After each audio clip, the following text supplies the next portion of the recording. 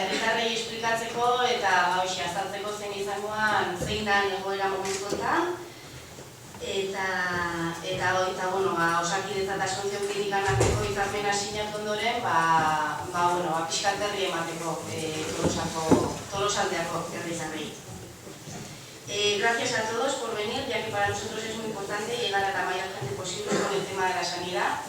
Y después de las charlas que hemos hecho y después de que se haya firmado el convenio entre Osakidetza y la Asunción, hemos visto la necesidad de explicar un poco a los ciudadanos pues, en qué situación nos encontramos ahora y qué pasos se han ido dando. Esta asamblea, como veis, esta vez tenemos la ayuda de las diapositivas. Las diapositivas están preparadas en castellano, así que como tenemos la ayuda de las diapositivas en castellano, yo la introducción la haré en euskera y para los que no entiendan en castellano, pues tenemos la facilidad de poder leerlo ahí también. Yo un poco lo que os voy a contar es lo que le hemos llamado el recorrido histórico. Esta asamblea más o menos se va a dividir en tres partes. La primera parte va a ser el recorrido histórico de Topa, o cómo se han ido dando los pasos.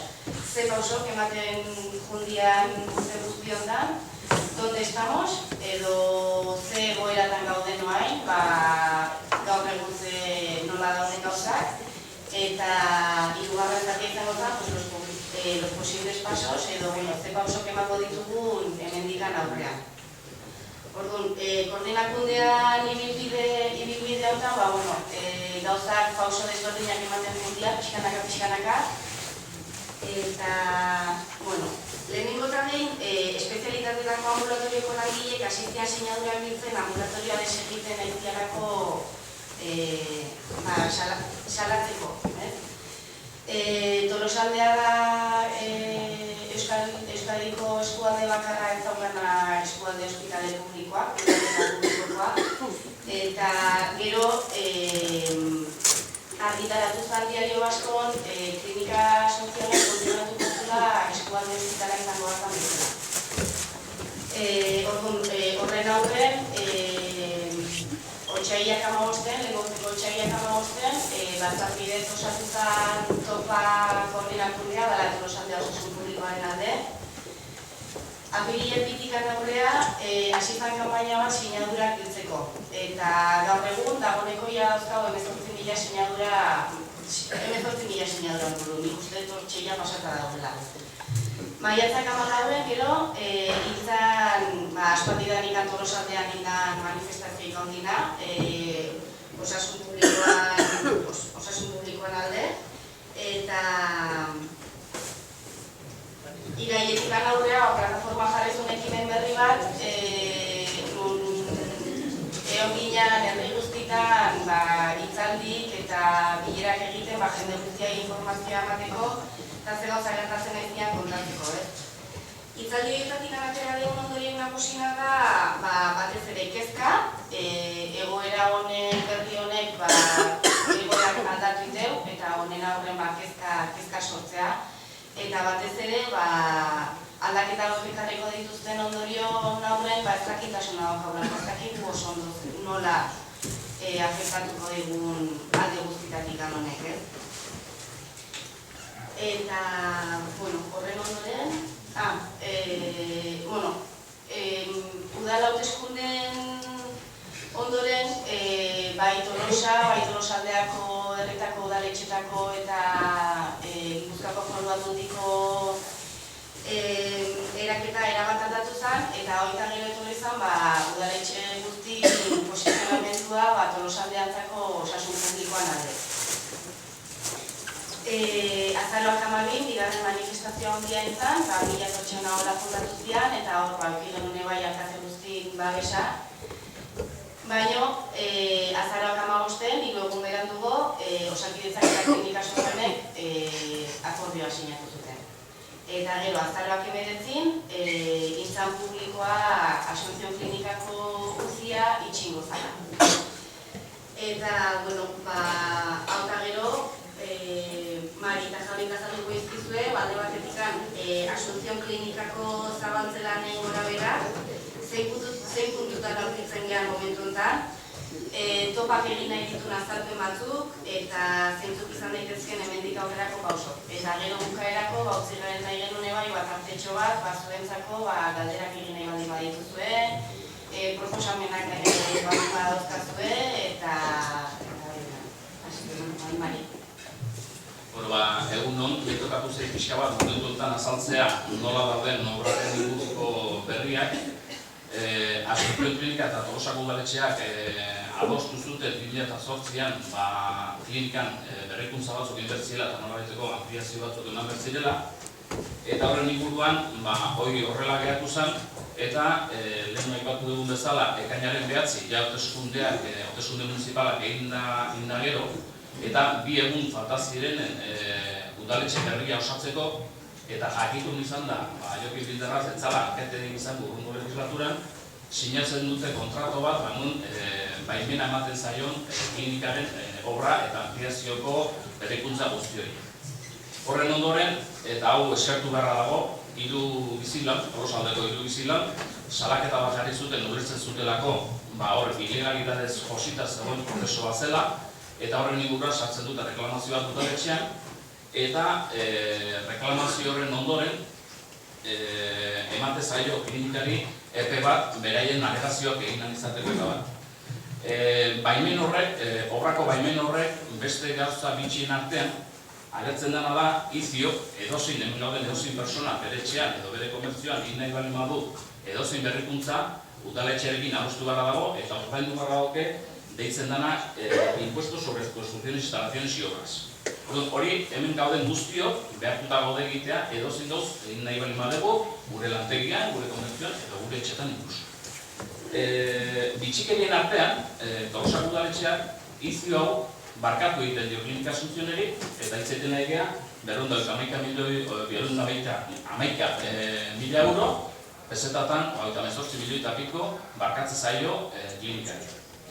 Abenduaren 14an, Inbizak erregistratzen ditu bere alegazioak 3 bizitan dagoek sartutako alegazioeri eta azkeneko berria daukaguna da, nahiz eta bandikan ofizialki zeuki ezer, baina udaletxeko teknikariak emandako baimen hori, Bildarrazek sinatutako baimen hori, zabalkuntzea eta berrikuntzarentzako egindako obrarentzako baimen hori udaletxeak deklaratu dula de pleno derecho. Momentu honetan, Asunción klinikak ezingo duke inungo obrarik hasi, eta hortikan aurrea beste plantamentuak edo beste jarrera bat azalduko duke. Ikusi beharko dana da, hori notifikatuko da, eta notifikazioaren ondoren ikusi beharko dana da, zeintzuk izango diren, hemendikan aurrera hartuko diren jarrera. Guk ikusten duguna da, eta gaur egun gauden egoeran, guainarte egindan egitien aurrepauso guzti hauek, herritarren bolontatea ez dutela inoiz errespetatu, ez Osakidetzak, ez Eusko Jaurlaritzak, eta alde horretatik nabarmena da, 18.000 sinadura biltze horrek, nolabait eskualdeko 31 udalerri gehi kontu neguetan Andoain eta Legorreta sartzen direla gure barnean, hor ez dela ezertarako kontu neuki historia hau, eta nolabait hemen egon direla interes politiko-ekonomikoak nolabait konzertu hau sinatu arrasteko Asunción klinikarekin.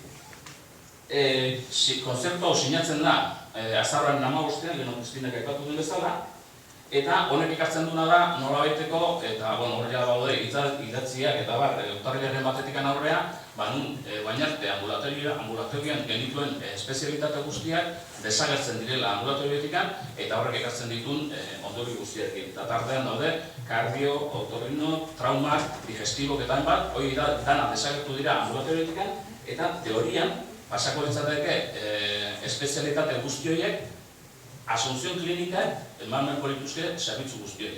Eta hor, guk benetan zalantza ditugu momentu honetan, eta kontu nokitan, ampliazio horik ez dela eman, eta abar, eta gero azalduko ditugu beste arrazoi batzuen gatikan, gu zalantza dugu momentu honetan klinikak kapazitatea duen 75.000 biztanleri, eskualde honek dagozkien 75.000 biztanleri, arreta, berdan bezaleko arreta eman izateko.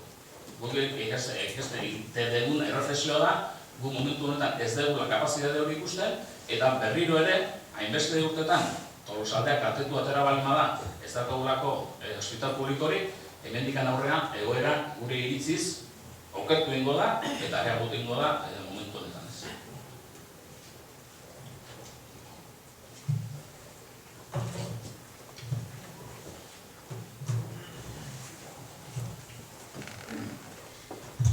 Bueno, eskerrik asko, beste jente egoteagatik.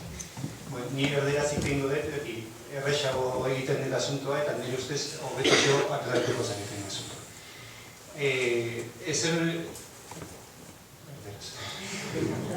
Antes de nada, queremos hacer unas aclaraciones que creemos que son importantes e interesantes porque van a intentar ensuciar, estropear el tema y nosotros lo queremos dejar claro. Nosotros, con la Clínica La Asunción, nosotros pensamos que la Clínica La Asunción ha estado realizando un trabajo complementario, decimos nosotros, complementario de una salud pública, o sea, complementario de un ambulatorio público, complementario de un hospital Donosti público y con un trabajo complementario, pues que nosotros decimos satisfactorio. Estaba bien, o sea, tal y como está montada esa clínica, para hacer determinadas cosas, la clínica hace un trabajo complementario y satisfactorio. Entonces, esa sería una de las primeras aclaraciones. O sea, nosotros no estamos en contra de la Clínica de la Asunción. O sea, nosotros pensamos que la Clínica de la Asunción hace su trabajo, pero nosotros pensamos que la Clínica de la Asunción tendría que cambiar, tendría que hacer que después vamos a hacer la propuesta que como TOPA tenemos ya planteado.